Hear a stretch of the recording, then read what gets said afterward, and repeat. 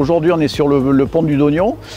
C'est un ouvrage qui date de 1930, qui a été construit par la société motrice de la Vienne. Et donc il est situé sur les communes de Saint-Laurent-les-Églises et le Châtenay-en-Dognon. Il est la propriété du département et il a été classé patrimoine du XXe siècle. La dernière tranche de travaux date de 2005. La peinture, elle a été réalisée dans les années 90. Il y a eu des tranches de réparation, entre-temps des petites qui ont été réalisées, mais la plus importante date d'environ 2005. C'était toute la partie inférieure de l'ouvrage avec des reprises sur les bétons.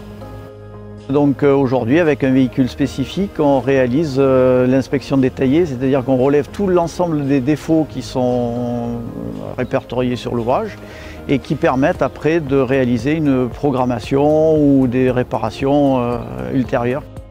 Donc on monte dans la nacelle et puis donc on a des plans, on a un appareil photo et on relève l'ensemble des défauts sur toutes les parties de l'ouvrage, aussi bien en partie supérieure qu'en partie inférieure. En général, c'est des défauts, c'est la vie de l'ouvrage, c'est de la fissuration, c'est des décollements de peinture, c'est des aciers qui peuvent être apparents, ça va du défaut mineur au défaut majeur.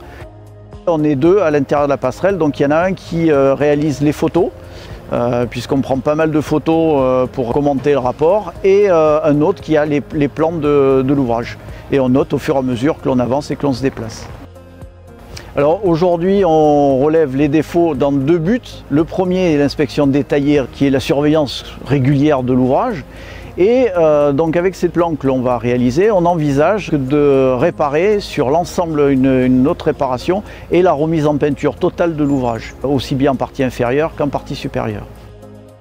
On va finir l'inspection détaillée, faire les rapports qui va à peu près être jusqu'à la fin d'année et on prévoit premier semestre 2019.